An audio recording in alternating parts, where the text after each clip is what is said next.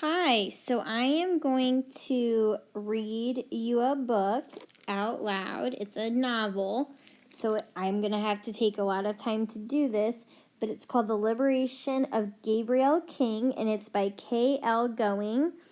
And I read this book in college and really liked it, and Mr. White also read this book, I guess a couple years ago, and he really liked it.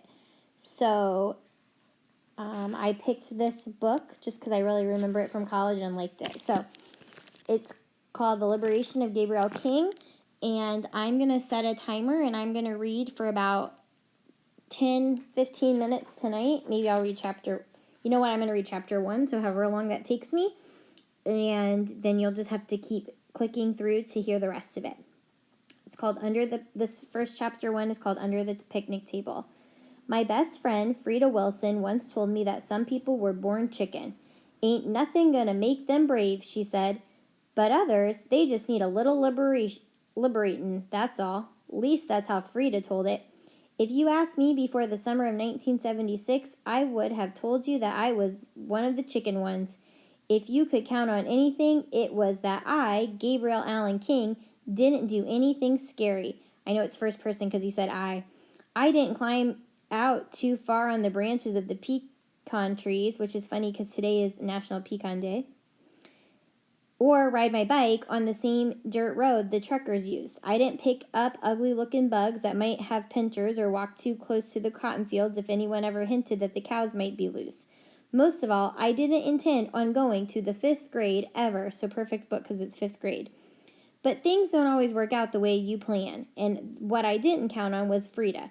I didn't expect she'd decide I was one of the ones that needed liberating, or that the best way to do it would be to overcome all our fears. I didn't expect a lot of other things, I didn't expect a lot of things, and I guess if I'm going to tell you all about them, I best start at the beginning. It was the morning of our 4th grade moving up day, and me and Frida were under the picnic table beside the elementary school. That's where we used to hide out during recess so nobody could find us. Only today wasn't a school day. It was a graduation day. We could hear all the noise coming from the schoolyard just around the corner. Hollowell Elementary ain't that big, but the yard was packed with a stage, rows of folding chairs, extra tall bleachers we used for special occasions, and lots of folks who were crowding in. But all the commotion was a distant buzz because me and Frida were lying on our backs in the shade, listing all the things that made the day great. Number 1, Frida said, today is a momentous occasion.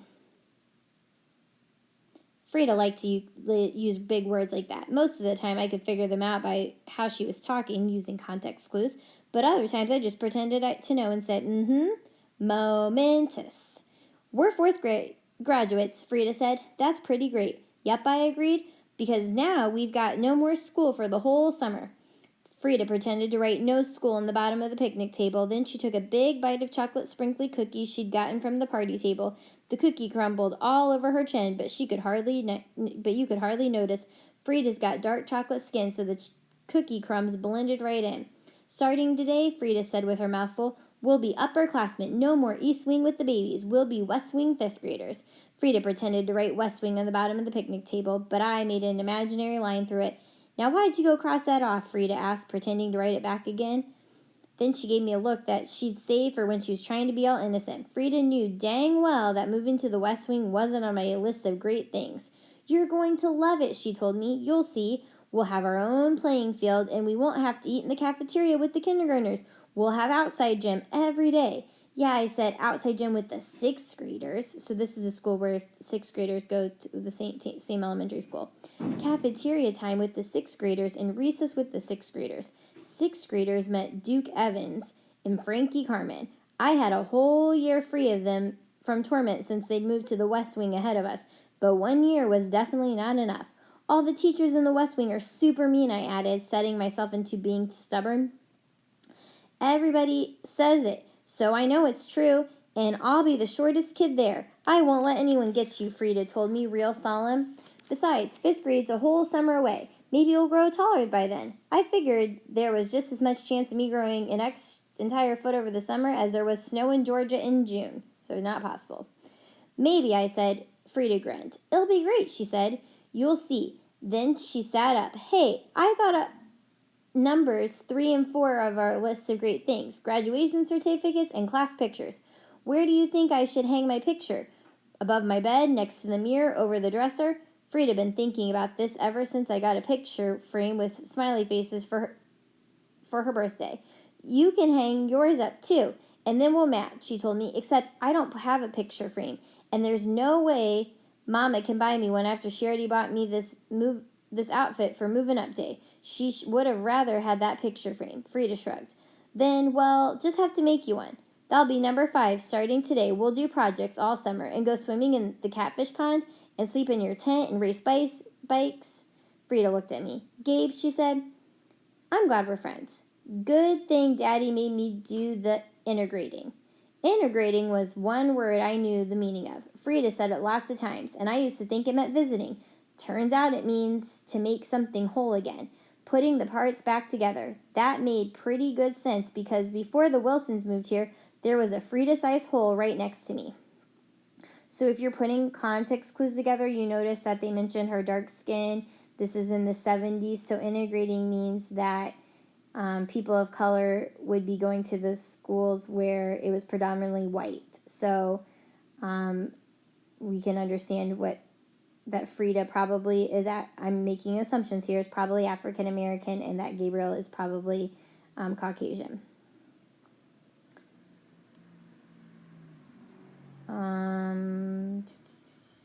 Where am I at?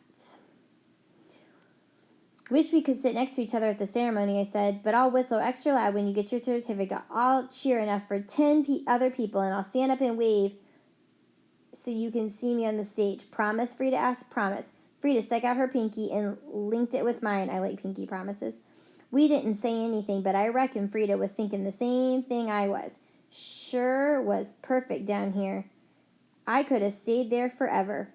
Only right then we heard our teacher, Miss Murray, calling people to line up. Tyler, Zach, Andrew, Womack, Frida Wilson. Frida handed me the last sprinkly cookie, the one with the most sprinkles. I'll see you later, she said, ducking from under the picnic table. See you, I said. Then I whistled one of my super-duper whistles so she'd hear just how loud I could be when I wanted. Frida turned back one more time and grinned before taking off in the cloud of dust. I lay back and thought how this was going to be the best summer ever. This was the year of the bicentennial, so that means when America turns bi is 2, centennial is 100, so 200 years old. The 200th birthday of the United States of America, and our very own Jimmy Carter was running for president. That meant there'd be parties, parades, and rallies, not to mention the hugest fireworks ever seen on the 4th of July. The way I figured it, and meant if me and Frida made a list of all the great things about summer of 1976, it would be a full to overflowing. At least that's what I thought. So that was chapter 1.